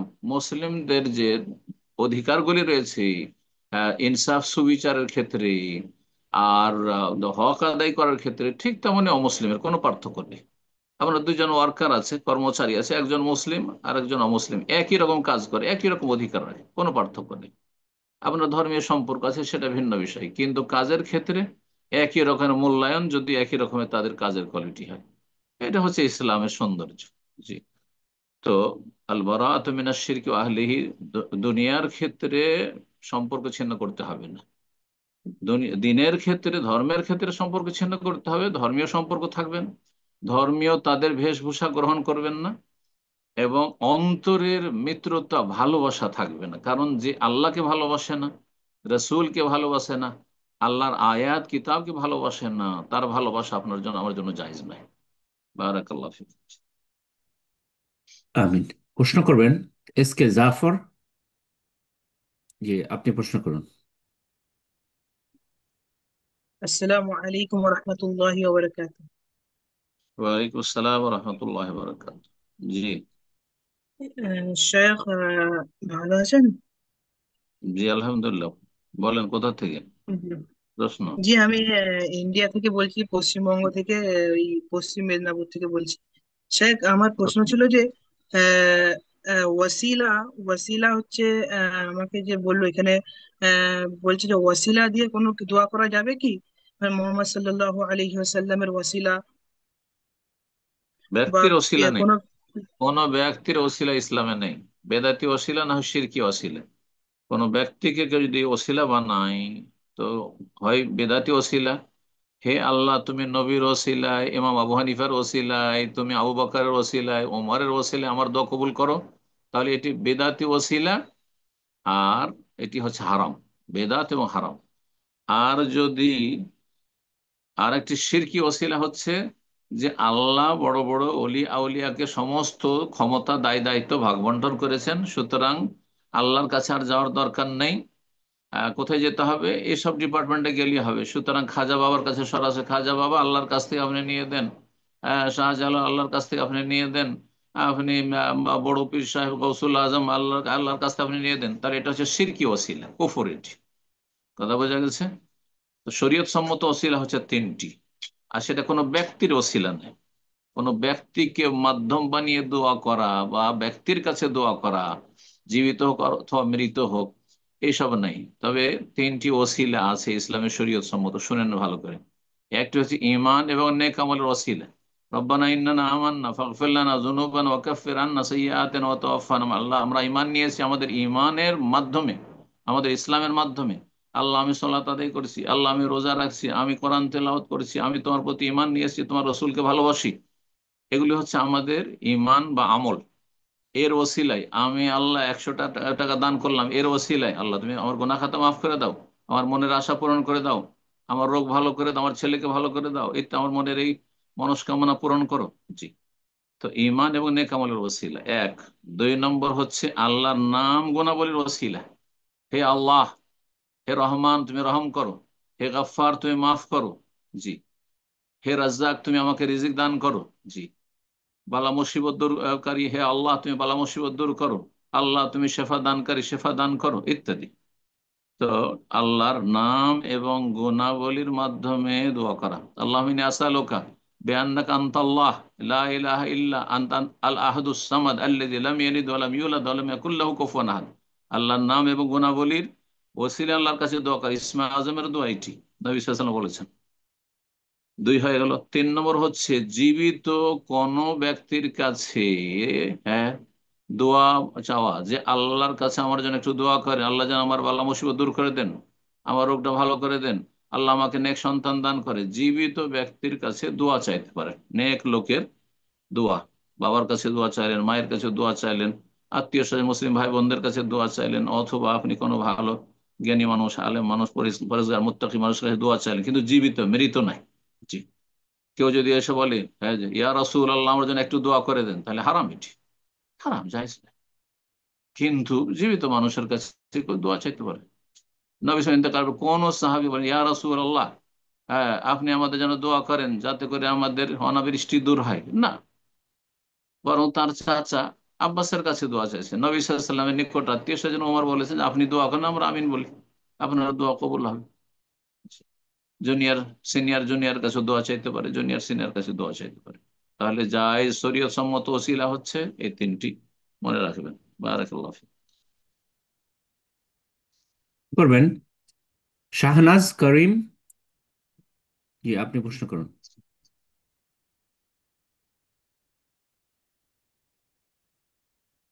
শাহনাজ করিম, আপনার ফোনটা, আপনার ডিভাইসটা আনমিউট করে নিন, প্রশ্ন করুন। জি, আপনার ডিভাইস আনমিউট হয়েছে, প্রশ্ন করুন। জি শাইখ, আসসালামু আলাইকুম। শাইখ, আমি ওয়ালাইকুম ঢাকা আসসালাম। বাংলাদেশ থেকে বলতেছি। বলেন। আহ, শাইখ, আমার একটা প্রশ্ন ছিল যে আপনি গত কিছুদিন আগে একটা মানে এই প্রোগ্রামে আপনি বলেছিলেন যে ওই যে আবু লুলু, ওনার নামের সাথে যেহেতু ফিরোজ ছিল, তো ফিরোজ বা ফাইরুজ এই নামটা রাখাটা ঠিক হবে না। তো হুম। আমার বোনের মেয়ের নাম হচ্ছে ফাইরুজ ইবনাত। তো ওর নামটা তো আমরা রেখে ফেলেছি, ওর নামে পাসপোর্ট হয়ে গিয়েছে, বার্থ সার্টিফিকেট সবকিছু হয়ে গিয়েছে। তখন এই যে আমরা তো আসলে বলতে পারি না যে কোন নামটা ঠিক হবে কোন নামটা ভুল হবে, যার কারণে নাম তো রেখে ফেলেছি। এখন এই নামটাকে আদৌ খুব বেশি সমস্যা হবে যদি আমরা পরিবর্তন না করি, মানে Fairuz Ibnat? School school college university certificate যদি না হয়ে থাকে, তাহলে অ্যাফিডেভিট করে বার্থ সার্টিফিকেট অথবা পাসপোর্ট এই নামগুলো চেঞ্জ করে নেন। এটাই পরামর্শ দিই। এই নামগুলি আল্লাহর দুশ্মন, রাসূলের দুশ্মন, ইসলামের দুশ্মনদের নাম, অগ্নি পূজকদের নাম। সুতরাং এইসব নামগুলি রাখা জায়েজ নয়। আর তারপরে ওমর রাদিয়াল্লাহু তাআলা খনির নাম আপনি কি করে রাখছেন? এ তো রাফেজি শিয়া রাখে, যারা ওমর রাদিয়াল্লাহু তাআলার সাথে, ইসলামের সাথে তৌহিদ সুন্নাতের সাথে দুশ্মনী রাখে তারা। সুতরাং এই নাম রাখবেন না। যদি পরিবর্তন করতে পারেন করে নেবেন। কিন্তু যাদের হয়তো এই মাধ্যমিক উচ্চ মাধ্যমিক সার্টিফিকেট হয়ে গেছে, এখন সেগুলি আর চেঞ্জ করা যাবে না, বড়ই জটিলতা রয়েছে, সেই ক্ষেত্রে সেই নামটি শুধু কাগজে সীমিত থাক, হ্যাঁ, সার্টিফিকেটে। আর আপনার একটা ভালো নাম রেখে দেন। আর এই ফেরোজ বলে আমরা জীবনেও ডাকবো না, তাকে আব্দুল্লাহ বলে ডাকবো, আব্দুর রহমান বলে ডাকবো, মোহাম্মদ বলে, আহমদ বলে ডাকবো, ভালো নাম রাখেন। এটা জরুরি, এটা অবশ্য জরুরি। বাড়িতে আত্মীয় স্বজন সবাইকে নিষেধ করে দেন যে এই নাম ধরে আমাদের ডাকবেন। বারাকাল্লাহ। প্রশ্ন করবেন নাহিদ ইসলাম। জি, আপনি প্রশ্ন করুন। আসসালামু আলাইকুম।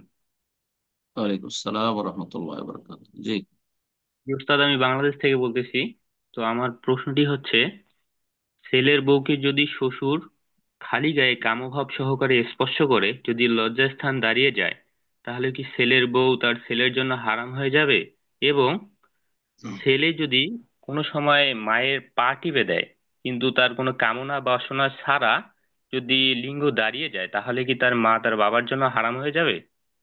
অনুগ্রহ করে প্রশ্নের উত্তর দুটি দিবেন। তার ছেলে কি দোষ করলো আর তার বাবাই কি দোষ করলো? যে অপরাধ করলো সে অপরাধী। কথা বোঝা গেছে? যদি এমন কোন আশঙ্কা থাকে যে বৌমা আমার গায়ে হাত দিলে হ্যাঁ আমার অবস্থায় পরিবর্তন আসতে পারে, তাহলে জায়েজ নয়, স্পর্শ করতে দেওয়া জায়েজ নয়। এবং এইরকম শ্বশুরকে স্পর্শ করা জায়েজই নয়। এইরকমই যদি কোনো ছেলের আশঙ্কা থাকে যে আমি যুবক মানুষ, মায়ের গায়ে হাত দিল আমার অবস্থার শারীরিক অবস্থার পরিবর্তন ঘটতে পারে, তাহলে তার জন্য জায়েজ নয় যে মাকে স্পর্শ করে। জি, এগুলি হারাম। কিন্তু মোসাহারাতের কারণে এইরকম কিছু হলে সেই জন্য হারাম হয়ে যাবে? কেন হারাম হবে? যেই ব্যক্তির ওপর হারাম করছেন সে ব্যক্তি কি অপরাধ করেছে? কথা বোঝা গেছে? সুতরাং এই ফতোয়া ঠিক নয়, যে ফতোয়া হানাফি মযহাবে প্রচলিত ফতোয়া। জি। করবেন আল কুরাইশি। যে আপনি প্রশ্ন করুন। আসসালামু আলাইকুম ওয়া রাহমাতুল্লাহ। সম্মানিত প্রিয় শেখ, আসসালাম রহমতুল্লাহ বরকাত। জি। জি, আপনি সালাম দিয়ে ফোনটাকে মিউট করে ফেলেছেন, ফোনটা আবার আনমিউট করে নিন। প্রশ্ন করুন। জি, প্রশ্ন করুন। জি আমি কথা জি আমি ভারতের ত্রিপুরা থেকে। বলেন, প্রশ্ন বলেন। মাশাআল্লাহ। জি, আমার প্রশ্নটা হচ্ছে, আমাদের গ্রামে আমরা হিন্দু মুসলমান একসাথে থাকি। তো এখানে তাদের পরিমাণটা একটু বেশি। তো এর কারণে তারা আমাদের থেকে প্রত্যেকবার পুজোর জন্য চাঁদা চায়। তো আমরা যদি না দিই তাহলে আমাদের ধন সম্পত্তি এবং আমাদের জানেরও অনেক ক্ষতি করতে চেষ্টা করে। আর পূর্ব এমন করে এসেছে যদি আমরা না দিই চাঁদা। তো এই ক্ষেত্রে আমরা কি করণীয়? আমাদেরকে প্রত্যেকবার প্রেসার দেওয়া হয় চাঁদার জন্য। ভারতে এর আইন হচ্ছে, সংবিধান হচ্ছে যে ধর্মীয় আচার অনুষ্ঠানের জন্য অন্য ধর্মাবলম্বীর কাছে চাঁদা চাওয়া বৈধ নয়। চাঁদার জন্য ফোর্স করা বৈধ নয় আইনত। অবৈধ কাজ, এটি অন্যায় কাজ। সুতরাং তারা অন্যায় কাজ করছে। হ্যাঁ, সংবিধান বিরোধী কাজ করছে, দেশের আইন বিরোধী কাজ করছে। জালেম তারা, এক কথায়। দুই নম্বর কথা হচ্ছে যে আপনাদের করণীয় কি? আপনাদের করণীয় হচ্ছে যে আপনারা সেই এলাকা থেকে পারলে যেখানে মুসলিম জনসংখ্যা বেশি রয়েছে সেসব এলাকায় হিজরত করবে। একই দেশের মধ্যে হিজরত করা ফরজ যদি দ্বীন ইসলাম পালনে বাধাগ্রস্ত হন কোনো এলাকায়, সেখানে সংখ্যায় কম থাকার কারণে বা জুলমের শিকার হচ্ছেন, চরমপন্থী রয়েছে, জালেমরা রয়েছে, তাহলে সেই এলাকাতে হিজরত করবেন। ভালো এলাকা, ভালো মানুষ আছে, হিন্দুদের মধ্যে ভালো মানুষ আছে, যেসব এলাকায় ভালো মানুষ বাস করে সেসব এলাকায় বসবাস করবেন। আর মুসলিম এলাকা, আমরা একজন মুসলিম, সুতরাং আপনি মসজিদের কাছাকাছি যেখানে ইসলামী প্রতিষ্ঠান রয়েছে, মুসলিম সমাজ রয়েছে, মুসলিম সেখানে ইসলামের দিনের খেদমত হচ্ছে, এরকম জায়গায় সেই আকিদার লোকেরা রয়েছে, শিরক বিদআতের আকিদার লোকেরা হয়তো নামে মুসলিম, তাদের এলাকায় বসবাস করা আপনার জন্য জায়েজ না, হিজরত করুন। এরকম ক্ষেত্রে হিজরত করা ফরজ। যদি সেটাও না করতে পারেন, যে হিজরত করা সম্ভব, আমাদের জমি জায়গা আছে, এগুলো বিক্রি করে যেতে পারবো না, ছেড়ে ফেলে দিতে চলে যেতে হবে অথবা কিছু, আর সেখানে আপনি জীবন নিয়ে বেঁচে থাকতে পারছেন, কিন্তু সাময়িক মাঝে মধ্যে শিরক বিদআতের জন্য বা কুফরি কাজের জন্য চাঁদা দিতে হচ্ছে, তাহলে সেই ক্ষেত্রে যদি নিরুপায় হন যে চাঁদা না দিলে আপনাদের ক্ষয়ক্ষতি করবে, তো তাদের অনিষ্ট থেকে রক্ষার জন্য চাঁদা দেওয়া যায়। আপনারা তখন মুত্তার, নিরুপায়। তো নিরুপায়ের জন্য হারাম কাজ ততটা জায়েজ যতটা করে সে সে জুলম থেকে বেঁচে থাকতে পারে, জুলম থেকে মুক্ত হইতে পারে জালেমের, এতটা জায়েজ। এটা শেষ অবস্থা। তো প্রথম কথা বললাম যে আপনি মুসলিম এলাকায় হিজরত করে চলে আসেন। যদি হিজরত করা সম্ভব না হয় আর সেখানে থাকতে হয়, যথাসাধ্য তাদের বুঝাবার চেষ্টা করবেন। তাদের মধ্যে কিছু সমাজে বিবেকবান মানুষ রয়েছে, ভালো মানুষ রয়েছে, বলেন যে দেখো তোমাদের ধর্ম তোমরা করো, আমাদের ধর্ম আমরা করছি, আমরা তো মসজিদ মাদ্রাসার জন্য তোমাদের কাছে চাঁদা চাই না, আর এটা আমরা নেবো না, আর তোমরা আমাদের কাছে চাঁদা চাইবে না। সেটা যদি না মানে আর ক্ষতির আশঙ্কা থাকে, আর ক্ষতি করছে যেমনটা বললেন, তাহলে তাদের অনিষ্ট থেকে বাঁচার জন্য চাঁদা দিতে পারবেন। আল্লাহ তাআলা আলাম। প্রশ্ন করবেন IHCB। জি, আপনি প্রশ্ন করুন।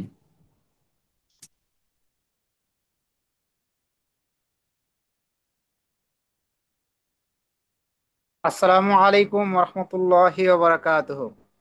ওয়ালাইকুম আসসালাম রহমতুল্লাহ বরকাত। জি। শায়েখ, আল্লাহর জন্য আপনাকে ভালোবাসি। আল্লাহ যেন আপনাকে দীর্ঘায়ু দান করুক। ভালোবাসুন। আমিন। আমিন। শায়েখ, আমার একটা প্রশ্ন হচ্ছে, আমি আমার বিবাহ সংক্রান্ত একটা প্রশ্ন। হুম, জি আমি জি। বিয়ে করেছিলাম আজ থেকে 4 বছর আগে।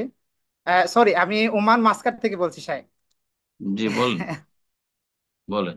আহ, আমার বিবাহের সময় 15,000 টাকা দেনমোহর ধার্য করা হয়েছিল। হুম তখন আমি আমার স্ত্রীকে বাসর রাতেই তাকে পুরোটা পেমেন্ট করে দিয়েছি, এবং আমার স্ত্রীকে আমি বলছি তুমি পেয়েছো, আমার স্ত্রীও বলছে যে হুম আলহামদুলিল্লাহ আমি পেয়েছি। হুম তখন আমার পারিবারিক কিছু কারণে, আমার গার্জিয়ানের কারণে আমার স্ত্রী আমার গার্জিয়ানকে বলো নাই কেন যে আমার কাছে টাকাটা দিয়েছে আমার স্ত্রীকে, হুম সেটা বলে নেই। সেজন্য আমার গার্জিয়ান বলতে গেলে আমি বলেই ফেলি, আমার মা তখন হুম আমার স্ত্রীকে চাপ দেয়। তখন আমার স্ত্রী বাধ্য হয়ে সে টাকাটা আমার মায়ের হাতে তুলে দেয়। হুম। ঠিক আছে, আমাকে জিজ্ঞেস করছিল, কিন্তু আমি তখন এই জগ্রাফি স্যারের জন্য আমি বলছি যে ঠিক আছে, সমস্যা নেই, দিয়ে দাও। আল্লাহ তখন হেদায়েত আমার করুক। আম্মু এটা, জি মা বেঁচে আছে? জি, শায়েখ বেঁচে আছে আলহামদুলিল্লাহ। আল্লাহ হেদায়েত করুক। জালেম, এই জুলুম থেকে তওবা করতে বলেন। আল্লাহ হেদায়েত করুক। জি শায়েখ, এখন আমার স্ত্রীকে, তখন আমার মা তখন টাকাটা খরচা করে ফেলার পর, তখন আমিও আবার আমার স্ত্রীকে বলছি আমি কিন্তু তোমাকে টাকাটা দিয়েছি, তুমি কি পেয়েছো? কয় যে হ্যাঁ আলহামদুলিল্লাহ আমি পেয়েছি, কিন্তু আপনার আম্মুকে যেহেতু আমি টাকাটা দিয়েছি, আমি কিন্তু তাকে ক্ষমা করব না। তখন হুম।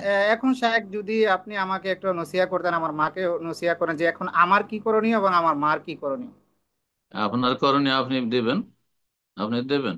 যে আপনি দিয়েছেন, আপনার মা কেড়ে নিয়েছে। হ্যাঁ, চাপ সৃষ্টি করে, জুলুম অত্যাচার করে, শুধু আপনার ফরজ আপনি মোহর দিয়ে দিবেন আপনার স্ত্রী। আপনার মাকে যদি জাহান্নাম থেকে বাঁচাইতে হয়। জি। আল্লাহ হেদায়েত দান করুন। জাহান্নামের ভয় থাকলে মানুষের হক নষ্ট করবে না। জি। যে মানুষের হক আল্লাহ। নষ্ট করে আল্লাহ মাফ করবেন না। জি। আল্লাহ হেদায়েত করুক সবাই। আপনার স্ত্রীর ন্যায্য অধিকার রয়েছে, আপনি মোহর দিয়ে দিবেন আবার। এ পর্যায়ে প্রশ্ন করবেন রেজাউল করিম। জি, আপনি প্রশ্ন করুন।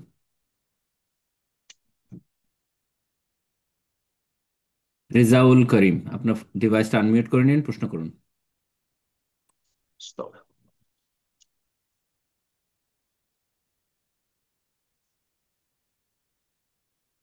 এ পর্যায়ে আমরা আরেকজনকে সুযোগ করে দিচ্ছি। শামীম মন্ডল প্রশ্ন করবেন। শামীম মন্ডল, জি, আপনি প্রশ্ন করুন।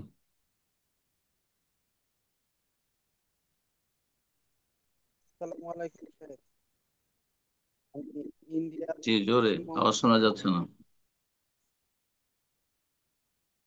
আমি ইন্ডিয়ার পশ্চিমবঙ্গ থেকে বলছি। শোনা আপনার যাচ্ছে না আপনার। সাউন্ডটা ক্লিয়ার হচ্ছে না, আপনি সম্ভবত একটু বাইরে কোথাও আছেন। একটু মাইকটা কাছে নিয়ে কথা বলুন। জি। আসসালামু আলাইকুম। আমি জি জি, ইন্ডিয়ার ওয়ালাইকুম সালাম। বলেন। বলছিলাম, আমার একটা বিবাহ সম্পর্কে প্রশ্ন ছিল।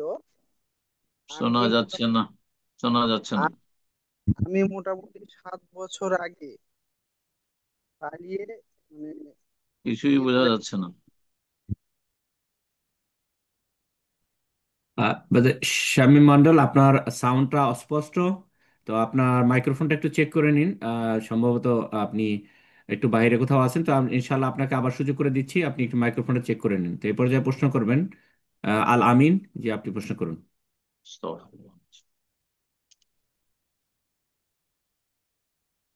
আসসালামু জি, আলাইকুম রহমতুল্লাহ।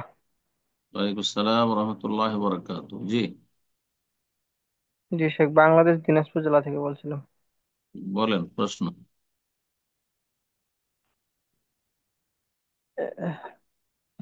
শেখ, ফরজ সালাতের পর আয়াতুল কুরসি ও সকাল সন্ধ্যা সাইদুল ইস্তেগফার পড়ার যে ফজিলত রয়েছে, তা কত সময় পর্যন্ত সীমাবদ্ধ থাকে? এবং ফরজ সালাতের পর সকাল সন্ধ্যা সূরা নাস, ফালাক, ইখলাস পড়ে শরীরের সকল জায়গায় হাত বুলানো কি সুন্নাহ, বা এর ফজিলত রয়েছে কি, জানাবেন ফরজ ইনশাল্লাহ। ফরজ জাযাকাল্লাহ খাইরান। সালাতের জিকির হয়, ফরজ সালাতের জিকির হলে ফরজ সালাতের পরেই করতে হবে মজলিসে বসে, অথবা কাজ থাকলে হাঁটতে হাঁটতে করে নেন, কিন্তু ফরজ সালাতের পর যদি সুন্নত পড়ে নেন তারপর আর জিকিরের সময় নেই। বোঝা গেছে না? আয়াতুল কুরসি পড়ার সময় নেই যে ফরজের সাথে সাথে সুন্নত পড়ে নিলেন আর পরে তখন জিকির আজকার করছেন ফরজ সালাতের, না, এটা হবে না। তবে কাজ থাকলে আপনি উঠে গেছেন, ফরজ সালাত পড়ার পরে হাঁটছেন বা গাড়ি চালাচ্ছেন, আর তারপরে বা গাড়িতে বসে আছেন, তারপরে জিকির আজকার করছেন, তাও চলতে পারে। এক কথায় ফরজ সালাতের সাথে সম্পৃক্ত থাকতে হবে, রিলেটেড হইতে হবে। আর কি প্রশ্ন করছিলেন একরম ভাই? আরেকটি বিষয় যে জি, সূরা নাস ফালাক পড়ার পরে যে ফু দিয়ে সূরা হাত নাস বুলাইলে, ফালাক পড়ার জি। পরে যে গোটা শরীর হাত ফেরায় নামাজের পরে, এটা বিদাত। এটি বিদাত। ঘুমাবার আগে সুন্নাত। আর মসজিদে অনেক লোকদেরকে দেখা যায় আমাদের হানাফি ভাইদের যে মাথা থেকে শুরু করে গোটা হাত পায়ে পায়ে হাত হাত বুলাই, ওই সব সূরা পড়ে বা যে কিছু পড়েই করুক না কেন, হ্যাঁ, এটি বেদাত, জায়েজ নয়, গুনার কাজ। জাযাকাল্লাহ খায়ের। তো আবার সুযোগ করে দিয়েছি শামীম মন্ডল, জি আপনি ফোনটা আনমিউট করে নিন, প্রশ্ন করুন। আসসালামু আলাইকুম। জি, আপনার সাউন্ডের অবস্থা একই আছে, এখনো কোনো পরিবর্তন হয়নি, তো আপনি আবার চেষ্টা করুন, ওয়ান মোর টাইম ইনশাআল্লাহ। জি, আরেকবার চেষ্টা করুন, শামীম মন্ডল। আসসালাম আসসালামু আলাইকুম সাহেব। অন্য কাউকে দেন, হচ্ছে না ওনার। জি, শামীম মন্ডল ভাই, আপনার ফোন ফোন চলে যাচ্ছে। জি, আপনার সাউন্ড শোনা যাচ্ছে না, তো ইনশাআল্লাহ আমরা এ পর্যায়ে আবারও একটু সুযোগ করে দিচ্ছি রেজাউল করিম, জি আপনি ফোনটা আনমিউট করেন, প্রশ্ন করুন।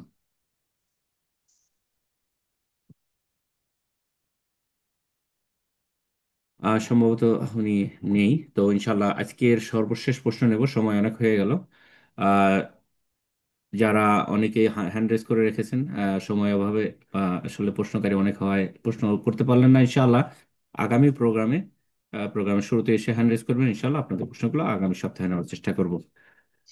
তো সর্বশেষ প্রশ্ন আজকের প্রোগ্রামের, প্রশ্ন করবেন সালমা আরহাম, জি আপনি প্রশ্ন করুন। আসসালামু আলাইকুম রহমতুল্লাহ বারাকাতু। ওয়ালাইকুম আসসালাম ওয়া রাহমাতুল্লাহি ওয়া বারাকাতুহু। জি বলেন। জি সম্মানিত শায়েখ, কেমন আছেন? জি আলহামদুলিল্লাহ। কোথায় বলছেন বলেন? শায়েখ, আমি স্পেন থেকে বলতেছি। মাশাআল্লাহ, বলেন। আল্লাহ হেফাজত আল্লাহ রাখুন। আল্লাহর জন্য ভালোবাসি শায়েখ আপনাকে। আল্লাহ ভালো রাখুন। আল্লাহ ভালো রাখুন, আহ্বাকুমুল্লাহ। জি শায়েখ, শায়েখ অনেক অনেক আশা ছিল আপনার মানে দার্সে উপস্থিত থাকার। তো আল্লাহ রব্বুল আলামিন এই আশা পূরণ করছেন, আলহামদুলিল্লাহ। আল্লাহ কবুল করুন। আল্লাহ কবুল। জি, এই প্রথম আপনার দার্সে উপস্থিত হয়েছি শায়েখ, আলহামদুলিল্লাহ। আর শায়েখ, আমার একটা প্রশ্ন ছিল জি যে আমার বলেন। আমার ছেলেকে আল্লাহ রাস্তায় উৎসর্গ করছি, মানে তাকে মানছি, ইনশাল্লাহ তাকে মাদ্রাসায় ভর্তি করাবো। আমরা আহ, স্পেন থাকি শায়েখ, তো এখান থেকে ইনশাল্লাহ আমরা চলে যাব দেশে। তো শায়েখ দোয়া করবেন যাতে আমার ছেলেটাকে আল্লাহ তাআলা যেন কবুল করেন দিনের জন্য। আল্লাহ কবুল করুন ইনশাআল্লাহ, ইনশাআল্লাহ আল্লাহ জি ভালো শায়েখ, আলেম করেন। জি আল্লাহ সহি ভালো আকীদার আলেম জন্য করেন। একজন আলেম হন। আল্লাহ আলেম হিসাবে কবুল করেন। আল্লাহ রাব্বুল আলামিন উচ্চ শিক্ষা লাভের তৌফিক দান করুন দিনের, এবং জি তাকে শায়েখ, আল্লাহ তৌফিক দান করেন, নেক জি হায়াত শায়েখ দান আমরা, করেন। আপনাদের সবাইকে জি ভালো শায়েখ, রাখেন। জি সকল শায়েখ, মুসলিম আমার রাখেন। বাচ্চাটার জন্য বারাক। দোয়া করবেন ইনশাল্লাহ। আর আমার জন্য শায়েখ দোয়া করবেন, আমি অসুস্থ, মানে আমার অসুস্থতার জন্য আমরা এতদিন দেশে যেতে পারি নাই। আল্লাহ ইনশাল্লাহ শিফা আমরা দান করুন। আগামী মাসে ইনশাল্লাহ আল্লাহ দেশে চলে যাব। সার্বিক আফিয়াত দান করুন, নিরাপত্তা দান করুন, সুস্থতা দান করুন। আল্লাহ মারদান আমারদাল মুসলিমিন। বারাকাল্লাহ ফিক। আমিন। জাযাকাল্লাহু খাইরান শায়েখ। আসসালামু আলাইকুম ওয়া রাহমাতুল্লাহি ওয়া বারাকাতুহু। বারাকাল্লাহ। জাযাকাল্লাহ খায়ের। জি উস্তাদ জি, তো আজকে মনে হয় এই জাযাকুমুল্লাহ পর্যন্ত খাইর, শেষ করে দেন, বারাকাল্লাহ ফিক। বারাকাল্লাহ ফিক। আল্লাহ রাব্বুল আলামিনের কাছে দোয়া করি আল্লাহ আমাদের গুনাহ খাতা মাফ করেন। যেসব ভাই বোনেরা আমাদের সাথে থাকেন আল্লাহ তাদের উত্তম প্রতিদান দান করেন, নেক আমলে তৌফিক দান করেন, হারাম নাজায়েজ থেকে আল্লাহ বেঁচে থাকার তৌফিক দান করেন, রুজি রিজিকে আল্লাহ বরকত দান করেন, হায়াতে আল্লাহ বরকত দান, সুস্থতায় আল্লাহ বরকত দান করেন, সমস্ত অনিষ্ট বালা মুসিবত থেকে, জালিমের জুলুম থেকে আল্লাহ রক্ষা করেন। এবং রব্বুল আলমের কাছে দোয়া করি সমস্ত মুসলিম ভাই বোনদের যারা হেদায়েত প্রাপ্ত আল্লাহ তাদের হেদায়েতকে বৃদ্ধি করুন, যারা পথভ্রষ্ট তাদেরকে আল্লাহ হেদায়েত দান করুন। ربنا آتنا في الدنيا حسنة وفي الآخرة حسنة وقنا عذاب النار وصلى الله وسلم على نبينا محمد وعلى آله وصحبه أجمعين। এর মধ্যে দিনই ভাই ও বোনেরা, প্রোগ্রাম শেষ করার পূর্বে আবারও স্মরণ করাচ্ছি, যারা অনেকে হ্যান্ড রেজ করেছিলেন প্রশ্ন করার উদ্দেশ্যে, অনেক প্রশ্নকারী হয় এবং আমাদের আসলে সময় যথেষ্ট, আলহামদুলিল্লাহ আমরা অনেক সময় পাই, তো সময়ও নেই বিধায় আপনাদের প্রশ্নগুলো আমরা নিতে পারলাম না। আগামী প্রোগ্রামে ইনশাআল্লাহ আপনাদের প্রশ্নগুলো নিব, শুরুতে এসে হ্যান্ড রেজ করবেন। বর্তমানে আমাদের প্রোগ্রাম জুম মিটিং ওপেন করা হয় মেইন প্রোগ্রামের 15 মিনিট আগে, উইচ ইজ আমাদের নিউ ইয়র্ক টাইম 12:15 আমাদের জুম মিটিং ওপেন করা হবে। আপনার শুরুতে এসে হ্যান্ড রাইজ করবেন, ইনশাল্লাহ আপনাদের প্রশ্নগুলো আগামী সপ্তাহে নেওয়ার চেষ্টা করব। পাশাপাশি আবারও স্মরণ করাবো, যারা এই সপ্তাহে এবং গত সপ্তাহে প্রশ্ন করার সুযোগ পেয়েছেন, অবশ্যই আগামী প্রোগ্রামগুলোতে আপনার হ্যান্ড রাইজ না করে অন্যদেরকে প্রশ্ন করার জন্য সুযোগ করে দিবেন।